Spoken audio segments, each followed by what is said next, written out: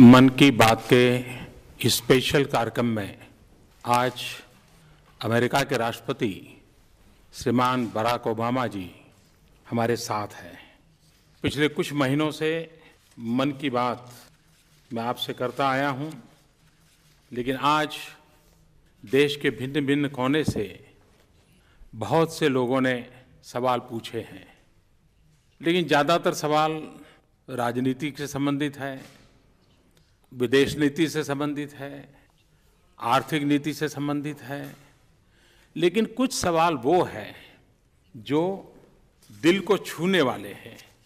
और मैं मानता हूं कि आज हमें उन सवालों को स्पर्श करने से हम देश के कोने कोने में एक सामान्य मानवीय तक पहुंच पाएंगे। और इसलिए जो पत्रकार वार्ताओं में उठाए जाने वाले सवाल हैं या जो मीटिंगों में चर्चा में आने वाले सवाल हैं, उसके बजाय जो दिल से निकलने वाली बातें हैं उसको अगर हम दोहराते हैं, उसको अगर गुनगुनाते हैं तो एक नई ऊर्जा मिलती है। और उस अर्थ में मैं समझता हूं कि ये सवाल मेरे दृष्टि से ज़्यादा अहम रखते हैं। आप लोगों को मालूम है, कुछ लोगों के मन में सवाल उठता है, बराक का अर्थ क्या है? तो मैं जरा ढूंढ रहा था कि बराक का अर्थ क्या है। तो स्वाहिली भाषा, जो कि अफ्रीकन कंट्रीज में प्रचलित है, स्वाहिली भाषा में बराक का मतलब है वह जिसे आशीर्वाद प्राप्त है, वन हु इज ब्लेस्ड। मैं समझता हूँ ये अपने आप में बराक के नाम के साथ एक बहुत बड़ा तोहफा भी उनके परिवार ने उनको दिया है। अफ्रीकन कंट्रीज उबंतु के प्राचीन विचार का अनुकरण करती आई है। यह विचार मानवता में एकजुटता का विचार है। और वो कहते हैं, I am because we are. मैं हूं क्योंकि हम हैं। मैं समझता हूं सदियों का भी अंतर है, सीमाओं का भी अंतर है, उसके बावजूद भी वही भाव जो भारत में हम कहते हैं वसुधैव कुटुंबकम, वही भाव दूर सुदूर अफ्रीका के जंगलों से भी उठते हैं। तो ये कितनी बड़ी विरासत हम मानव जात के पास हैं जो हमें जोड़ती है। जब हम महात्मा गांधी की चर्चा करते हैं तो हमें हेनरी थोरू की बात याद आती है, जिनसे महात्मा गांधी डिसोबीडियंस सीखे थे। और जब हम मार्टिन लूथर किंग की बात करते हैं या ओबामा की बात करते हैं तो उनके मुंह से भी महात्मा गांधी का आदरपूर्वक उल्लेख सुनने को मिलता है। यही बातें हैं जो विश्व को जोड़ती हैं। आज बराक ओबामा हमारे साथ हैं। मैं पहले उनसे रिक्वेस्ट करूंगा कि कुछ हमें बताएं। बाद में जो सवाल आए हैं, वो सवाल जो मेरे लिए सवाल आए हैं उसका जवाब मैं दूंगा। जो बराक के लिए सवाल आए हैं उनका जवाब बराक देंगे। तो मैं I request President Barack Obama to say a few words. Namaste.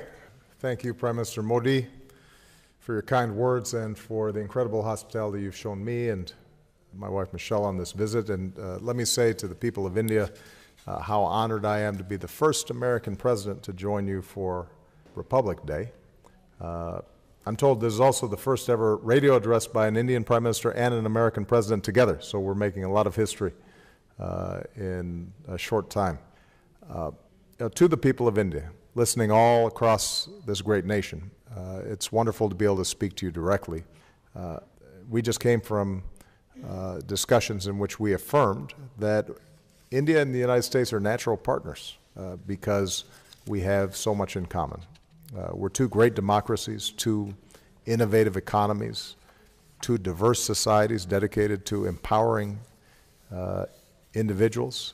We are linked together by millions of proud Indian Americans who still have family and carry on traditions from India. And I want to say to the Prime Minister how much I appreciate your strong personal commitment to strengthening the relationship between these two countries. People are very excited in the United States about the energy that Prime Minister Modi is bringing to efforts in this country to reduce extreme poverty and lift people up, to empower women, to provide access to electricity and clean energy, and invest in infrastructure and the education system. And on all these issues, we want to be partners because many of the efforts that I am promoting inside the United States to make sure that young people get the best education possible, to make sure that ordinary people are properly compensated for their labor and paid fair wages and have job security and health care.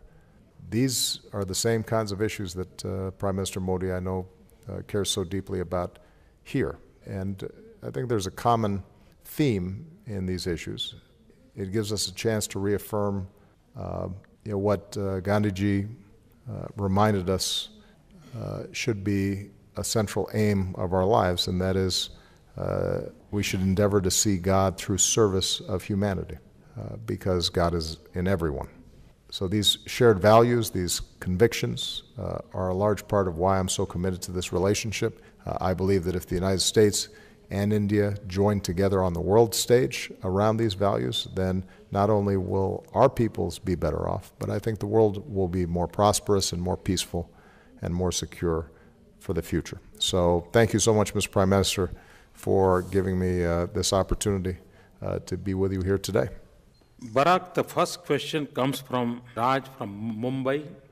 उनका सवाल है, अपनी बेटियों के लिए आपके स्नेह के बारे में सारी दुनिया जानती है। अपनी बेटियों को आप भारत के बारे में अपने अनुभव कैसे बताएंगे?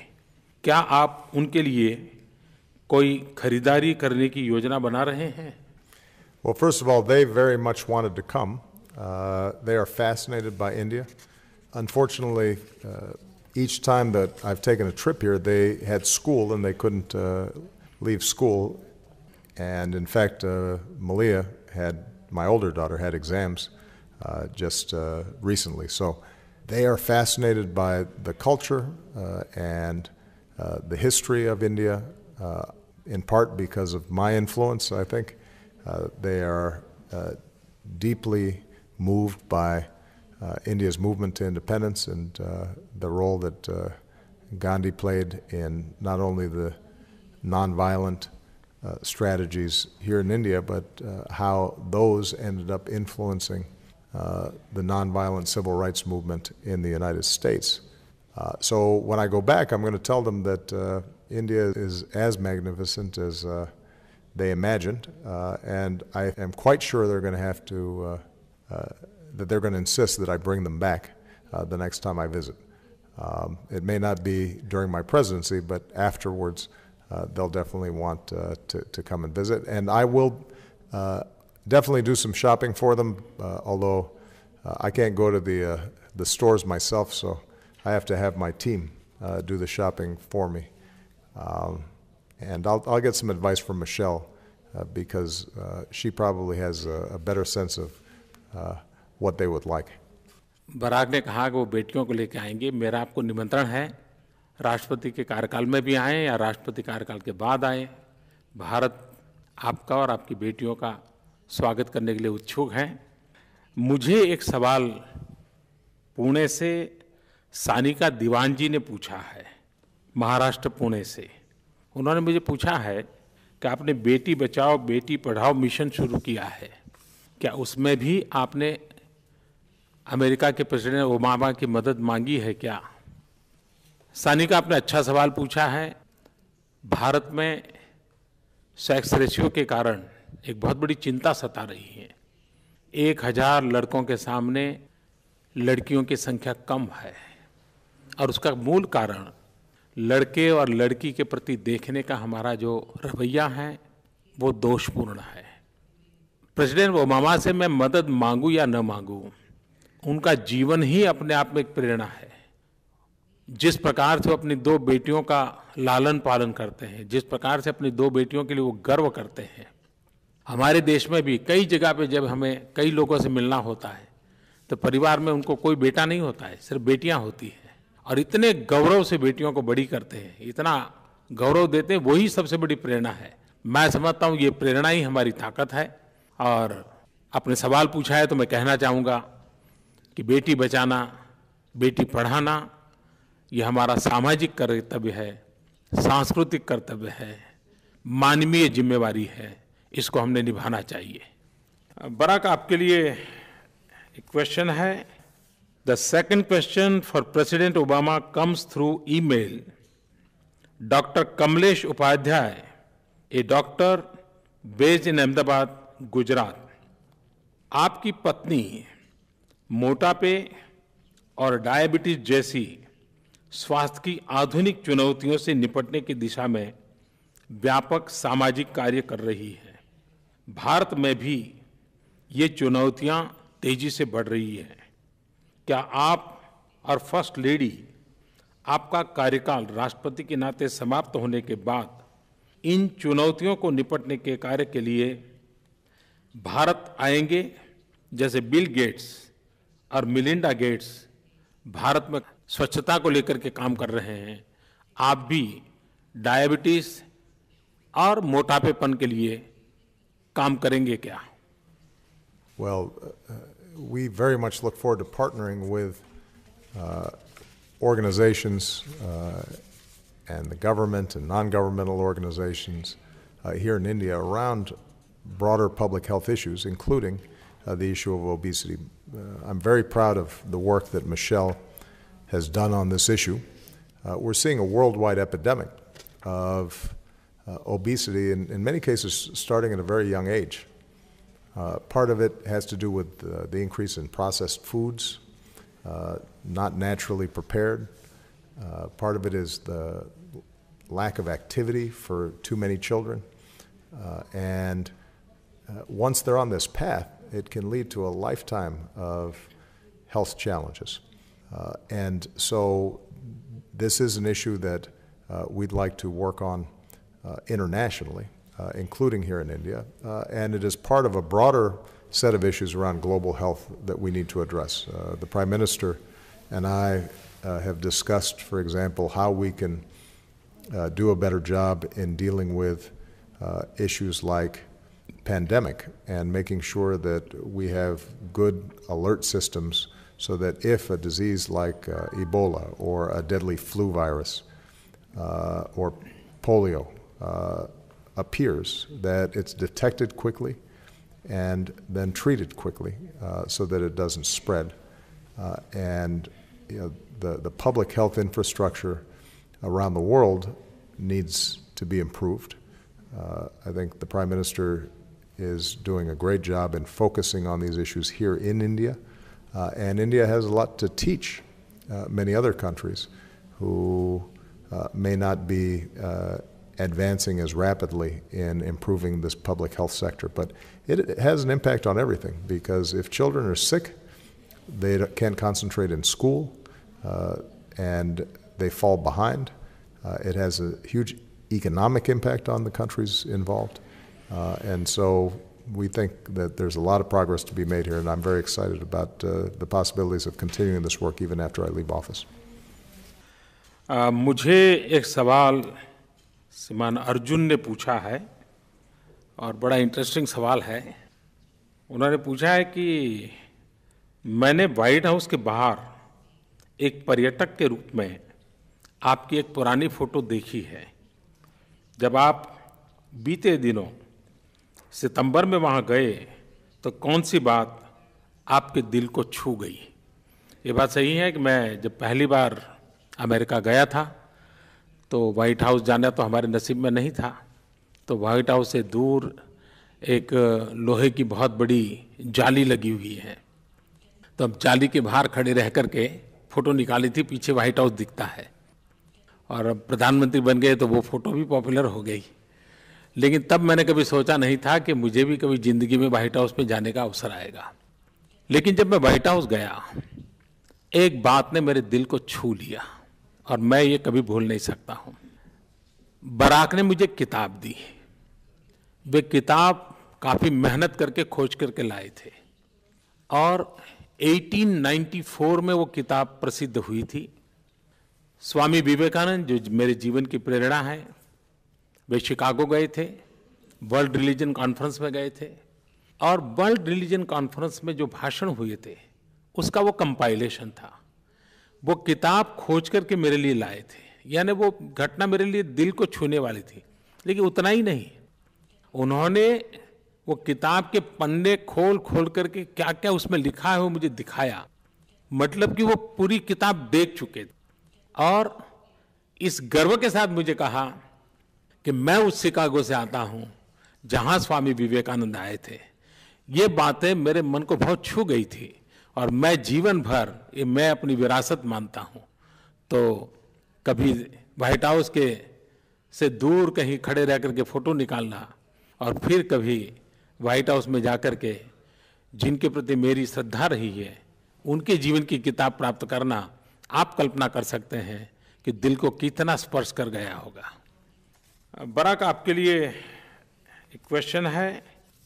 Himani from Ludhiana, Punjab. Question is for you. Well, the question is, did you both imagine you would reach the positions that you've reached today? And it's interesting, Mr. Prime Minister, you talking about the first time you visited the White House and being outside that iron fence. The same is true for me.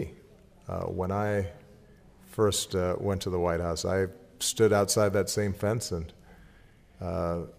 looked in, and I certainly did not imagine that I would ever be visiting there, much less living there. I think both of us have been blessed with extraordinary opportunity, coming from relatively humble beginnings. And when I think about what's best in America and what's best in India, the notion that a tea seller or somebody who was born to a single mother like me could end up leading our countries is an extraordinary example of the opportunities that exist within our countries. Now, I think part of what motivates both you and I is the belief that there are millions of children out there who have the same potential, but may not have the same education, may not be getting exposed to opportunities in the same way. And so part of our job, part of government's job, is that young people who have talent and who have drive and are willing to work for it are able to succeed. And that's why emphasizing school, higher education, making sure that children are healthy, and making sure those opportunities are available to children of all backgrounds, girls and boys, people of all religious faiths and all races in the United States, is so important, because you never know who might be the next Prime Minister of India or who might be the next President of the United States. They might not always look the part right off the bat, and they might just surprise you if you give them a chance. Thank you Barack. ये सवाल हिमानी लुधियाना पंजाब से मुझे भी पूछा है कि क्या आपने कभी इस पद पर पहुंचेंगे, इसकी कल्पना की थी? जी नहीं, कभी कल्पना नहीं की थी, क्योंकि मैं तो जैसे बराक ने बताया बहुत ही सामान्य परिवार से आता हूं। लेकिन मैं बहुत लंबे अरसे से सबको ये कहता आया हूं कि कुछ भी बनने के सपने कभी मत देखो। अगर सपने देखने हैं तो कुछ करने के देखो। जब कुछ करते हैं तो संतोष भी मिलता है और नया करने की प्रेरणा भी मिलती है। सिर्फ बनने के सपने देखते हैं और नहीं बन पाते हैं तो सिवाय निराशा कुछ हाथ नहीं लगता है। और इसलिए मैंने जीवन में कभी कुछ भी बनने का सपना देखा नहीं था। आज भी कुछ बनने के सपने दिमाग में है ही नहीं, लेकिन कुछ करने के जरूर हैं। और भारत माता की सेवा करना, 125 करोड़ देशवासियों की सेवा करना, इससे बड़ा सपना क्या हो सकता है? वो ही करना है। मैं हिमानी का बहुत आभारी हूं। एक क्वेश्चन है बराक के लिए from Om Prakash. Om Prakash is studying Sanskrit at JNU. He belongs to Jhunjhunu, Rajasthan. Om Prakash is a convener of Special Center for Sanskrit Studies in JNU. Well, this is a very interesting question. His question is, the youth of the new generation is a global citizen. He's not limited by time or boundaries. In such a situation, what should be the approach by our leadership, governments, as well as societies at large? And I think this is a very important question. You know, when I look at this generation that's coming up, they're exposed to the world in ways that you and I could hardly imagine. They have the world at their fingertips, literally. They can, using their mobile phone, get information and images from all around the world. And that's extraordinarily powerful. And what that means, I think, is that governments and leaders cannot simply try to govern or rule by a top-down strategy, but rather have to reach out to people in an inclusive way and an open way and a transparent way, and engage in a dialogue with citizens about the direction of their country. And you know, one of the great things about India and the United States is we're both open societies, and we have confidence and faith that when citizens have information and there's a vigorous debate, that over time, even though sometimes democracy is frustrating, the best decisions and the most stable societies emerge, and the most prosperous societies emerge, and new ideas are constantly being exchanged. And technology today, I think, facilitates that not just within countries, but across countries. And so I have much greater faith in India and the United States, countries that are open information societies, in being able to succeed and thrive in this new information age, than closed societies that try to control the information that citizens receive. Because ultimately, that's no longer possible. Information will flow inevitably, one way or the other, and you know, we want to make sure that we're fostering a healthy debate and a good conversation between all peoples. जो सवाल Barack को पूछा गया है, ओम प्रकाश चाहते हैं कि मैं भी उस विषय में कुछ कहूं। बहुत ही अच्छा जवाब बराक ने दिया है, बड़ा इंस्पायरिंग है। मैं इतना ही कहूँगा कि एक ज़माने में खास करके कम्युनिस्ट विचारधारा से प्रेरित लोग थे, वे दुनिया में एक आह्वान करते थे और वो कहते थे, workers of the world unite, दुनिया के मजदूर एक हो जाओ। ऐसा एक नारा कई दशक तक चलता रहा था। मैं समझता हूँ आज की जो युवा की शक्ति है, आज की युवा की जो पहुँच है, इसको देखते हुए मैं यही कहूँगा कि यूथ यूनाइट द वर्ल्ड, युवकों दुनिया को एक करो। मैं समझता हूँ उनमें ये ताकत है और वे कर सकते हैं। अगला सवाल है सीए पिकाशु मुथा, ये मुंबई से पूछ रहे हैं और उन्होंने मुझे पूछा है, आप किस अमेरिकन नेता से इंस्पायर्ड है? वैसे जब छोटे थे तो कैनेडी की फोटो दिखा करते थे हिंदुस्तान के अखबारों में, बड़ी इंप्रेसिव थी उनकी पर्सनालिटी। लेकिन आपका सवाल है किसने इंस्पायर किया? मुझे बचपन में पढ़ने का शौक था और मुझे बेंजामिन फ्रैंकलिन का जीवन चरित्र पढ़ने का अवसर मिला था। 1700 साल की समय काल उनका, और वो अमेरिका के राष्ट्रपति नहीं थे, लेकिन वो जीवन चरित्र इतना प्रेरक है। एक व्यक्ति अपने जीवन को बदलने के लिए समझदारी पूर्वक कैसे प्रयास करता है, नींद ज़्यादा आती है तो नींद कम करने के तरीके क्या हो सकते हैं, ज़्यादा खाने का मन करता है तो कम खाने की तरफ जाना है तो कैसे जाना, काम करते करते अपने साथी लोग नाराज़ होते हैं, उनको लगता है कि देखो ये तो कुछ करते ही नहीं है, मिलते ही नहीं है, तो इस समस्या का समाधान कैसे करना। ऐसे ऐसे छोटे छोटे विषयों को उन्होंने अपने बायोग्राफी में लिखा है, और मैं तो हर एक को कहता हूँ कि हमने बेंजामिन फ्रैंकलिन के जीवन चरित्र को पढ़ना चाहिए। आज भी मुझे वो प्रेरक देता है। और बेंजामिन फ्रैंकलिन एक बहुआयामी व्यक्तित्व था उनका। वे राजनीतिज्ञ थे, वो राजनीतिक विचारक थे, वो सामाजिक कार्यकर्ता थे, वो कूटनीतिक थे, और बहुत सामान्य परिवार से आए थे। पढ़ाई भी पूरी नहीं हुई थी, लेकिन उन्होंने आज भी अमेरिका के जीवन पर अपने विचारों की छवि छोड़ी हुई है। मुझे उनका जीवन सचमुच में प्रेरक लगा है, और मैं आपसे भी कहूँगा, आप भी अगर उनका जीवन चरित्र पढ़ोगे, आपको अपने जीवन को ट्रांसफॉर्म करना है, तो उसमें से रास्ता दिखाते हैं, और बहुत छोटी छोटी बातों का सहारा लिया है। तो मैं मानता हूँ कि जितना मुझे प्रेरणा मिली है, आपको भी मिलेगी। एक क्वेश्चन है बराक के लिए, मोनिका भाटिया। मोनिका भाटिया ने बराक से सवाल पूछा है।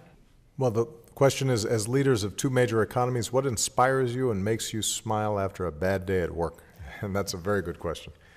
I say sometimes that the only problems that come to my desk are the ones that nobody else solves. If they were easy questions, then somebody else would have solved them before they reached me. So there are days when it's tough and frustrating, and that's true in foreign affairs, that's true in domestic affairs. But I tell you what inspires me, and I don't know, Ms. Prime Minister, if you share this view. Almost every day, I meet somebody who tells me, you made a difference in my life. So they'll say, the health care law that you passed saved my child who didn't have health insurance, and they were able to get an examination from a physician, and they caught an early tumor, and now he's doing fine. Or they'll say, you helped me save my home during the economic crisis. Or they'll say, I couldn't afford college, and the program you set up has allowed me to go to the university. And sometimes they're thanking you for things that you did 4 or 5 years ago. Sometimes they're thanking you for things you don't even remember, or you're not thinking about that day. But it's a reminder of what you said earlier, which is if you focus on getting things done as opposed to just occupying an office or maintaining power, then the satisfaction that you get is unmatched. And the good thing about service is that anybody can do it. If you're helping somebody else, the satisfaction that you can get from that, I think, exceeds anything else that you can do. And that's usually what makes me inspired to do more and helps get through the challenges and difficulties that we all have. Because obviously we're not the only people with bad days at work. I think everybody knows what it's like to have a bad day at work. You just have to keep on working through it. Eventually, you'll make a difference. सचमुच में Barack ने मन की बात कही है कि हम भी भले किसी पद पर क्यों ना हो, हम भी इंसान हैं। ऐसी छोटी छोटी चीज़ें हमें प्रेरणा देती हैं। मेरा भी मन करता है मैं एक घटना मेरे अपने जीवन की बताऊं। मैं जीवन में बहुत वर्षों तक एक प्रकार से परिव्राजक रहा। लोगों के घर में मुझे खाना मिलता था, कोई जो बुलाता था वो मुझे खिलाता था। एक बार एक परिवार मुझे बार बार कहता था कि आप मेरे घर खाना खाने आइए, लेकिन मैं जाता नहीं था। इसलिए नहीं जाता था कि वो बहुत गरीब परिवार था, और मुझे लगता था कि मेरा उनके यहाँ भोजन के लिए जाऊँगा, उन पर बोझ बन जाऊँगा। लेकिन उनका प्यार उतना था, उनका आग्रह इनका था कि आखिरकार मुझे झुकना पड़ा। अब मैं उनके घर भोजन के लिए गया। जब भोजन के लिए हम बैठे, बहुत छोटी सी झोपड़ी जैसी जगह थी, तो उन्होंने मुझे बाजरे की रोटी और दूध दिया। लेकिन उनका छोटा बच्चा उस दूध की ओर देख रहा था। ऐसा लगा कि जैसे इस बच्चे ने कभी दूध देखा नहीं है। तो मैंने तुरंत वो दूध का कटोरा उस बच्चे को दे दिया, और उसने तुरंत पल दो पल में उसको पी लिया। उसके घर के लोग बहुत नाराज हो गए कि इसने दूध क्यों पी लिया। और मैंने अनुभव किया कि उस बच्चे ने शायद माँ के दूध के सिवाय कभी भी दूध पिया नहीं होगा। और मुझे अच्छा खिलाने के इरादे से वो दूध ले आए थे। इस बात ने मुझे इतनी प्रेरणा दी कि गरीब झुग्गी झोपड़ी में रहने वाला व्यक्ति मेरे लिए इतनी चिंता करता है, तो मुझे अपना जीवन ऐसे लोगों के लिए लगा देना चाहिए। तो यही बातें हैं जो प्रेरणा देती हैं। और बराक ने भी बहुत ही एक सामान्य मन को क्या क्या लगता है हमारे सामने बताया है। मैं बराक का बहुत आभारी हूं कि उन्होंने इतना समय दिया। और मन की बात सुनने के लिए मैं देशवासियों का भी आभारी हूं। मैं जानता हूं कि भारत में रेडियो हर घर पहुंचा हुआ है, हर गली पहुंचा हुआ है। और ये रेडियो मन की बात, स्पेशल मन की बात, ये आवाज़ हमेशा हमेशा गूंजती रहेगी। मुझे एक विचार आया है, मैं आपके सामने रखता हूँ। मेरी और बराक के बीच आज जो बात हुई है, इसकी एक ई बुक निकाली जाए। मैं चाहता हूँ कि जो मन की बात को ऑर्गेनाइज करते हैं, ई बुक निकालें। और मैं आपसे भी कहता हूँ कि आप जो श्रोताओं ने ये मन की बात सुनी है, तो आप भी जरूर इसमें पार्टिसिपेट कीजिए। और उसमें से जो बेस्ट 100 विचार मिलेंगे, उसको भी मेरी और बराक की इस किताब के साथ हम जोड़ेंगे और एक ई बुक निकालेंगे। और मैं चाहता हूं कि आप लोग ट्विटर हो, फेसबुक हो, ऑनलाइन कुछ लिखना चाहते हो, तो आप #YesWeCan इस हैशटैग के साथ हमें लिखिए। Eliminate poverty, yes we can. Quality health care to all, yes we can. Youth empowered with education, yes we can. Jobs for all, yes we can. Global peace and progress, yes we can. मैं चाहता हूं कि इस tagline के साथ आप भी इस मन की बात सुनने के बाद अपने विचार, अपने अनुभव, अपनी भावना पहुंचाइए। उसमें से जो बेस्ट 100 होगी उसको हम सिलेक्ट करेंगे और मैंने और बराक ने जो बातें की हैं उसकी किताब में उसको भी जोड़ देंगे। और मैं मानता हूं सच में ये हम सबके मन की बात बन जाएगी। फिर एक बार बराक का बहुत बहुत आभार, आप सबका भी बहुत बहुत आभार। और 26 जनवरी के इस पावन पर्व पर बराक के यहाँ आना मेरे लिए गर्व की बात है, देश के लिए गर्व की बात है। बहुत बहुत धन्यवाद।